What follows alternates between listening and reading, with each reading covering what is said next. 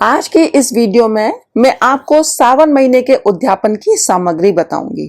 देखिए, आपने सोमवार का व्रत रखा हो या पूरे सावन के महीने का व्रत रखा हो, आपको इसका उद्यापन करना चाहिए। बिना उद्यापन के व्रत का पूर्ण फल प्राप्त नहीं होता। उद्यापन हमेशा अपनी सामर्थ्य के अनुसार करें। जितना प्रभु ने आपको दिया है उसी के अनुसार उद्यापन करें। किसी की नकल करके या किसी को देख करके उद्यापन नहीं करना चाहिए। प्रसन्नचित मन से उद्यापन को करना चाहिए। तो चलिए जानते हैं कि क्या सामग्री है। देखिए, पार्वती माता के लिए आपको साड़ी ब्लाउज लेना है। आप 5 कपड़े भी उनके लिए रख सकती हैं। यदि साड़ी ब्लाउज लेने में आप सक्षम नहीं है या समर्थ नहीं है या आपके पास समय नहीं है तो आप उनके लिए एक ब्लाउज पीस या एक रुमाल भी रख सकती हैं। दूसरा है श्रृंगार का सामान। तो आप 16 श्रृंगार का सामान रख सकती हैं। नहीं तो बिंदी, सिंदूर, चूड़ी, महावर, मेहंदी, इन 5 चीजों को भी आप रख सकती हैं। पंडित जी के लिए कपड़े, देखिए धोती, कुर्ता, कुर्ता पजामा आप उनको दे सकते हैं। पैंट शर्ट भी आप दे सकते हैं। तो जो आपके क्षेत्र के पंडित जी हैं जो पहनते हैं उनको वही वस्त्र दें। उसमें जनेऊ रखना ना भूलें, तो आप जनेऊ भी अवश्य रखिएगा। इसके बाद आप एक चांदी का बेलपत्र भी दान कर सकते हैं। क्योंकि पूर्णिमा का दिन है तो चांदी का दान करना अत्यंत शुभ होता है। ये दान आपको मंदिर में ही करना चाहिए।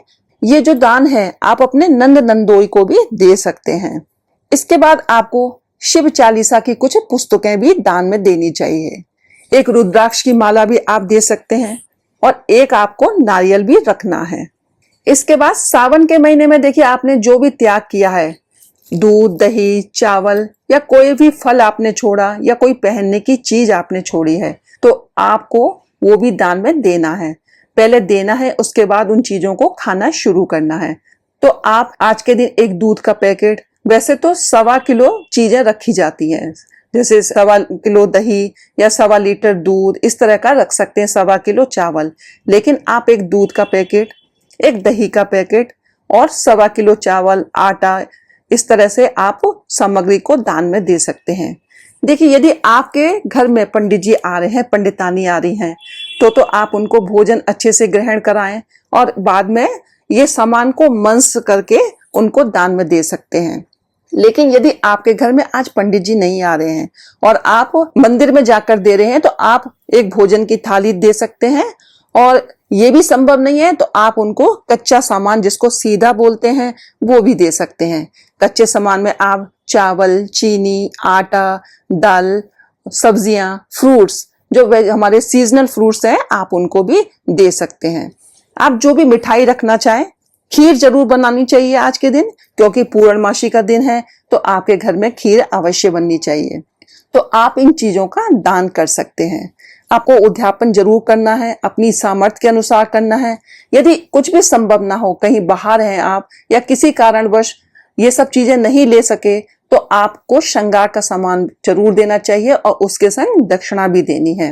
देखिए, जब आप पंडित और पंडितानी को कपड़े देंगे तो उनको अलग अलग आपको दक्षिणा रख करके देनी है।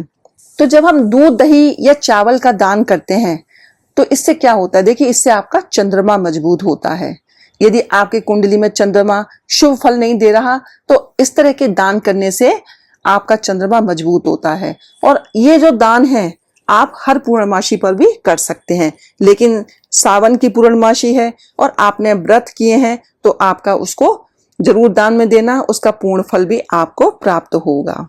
देखिए, बहुत से लोग ये भी पूछते हैं कि हमें दान पंडित जी को ही क्यों देना, हम मंदिर में क्यों दें, हम किसी गरीब व्यक्ति को भी दे सकते हैं। तो देखिए, कुछ चीजें ऐसी होती हैं कि वो आपको मंदिर में ही देनी है।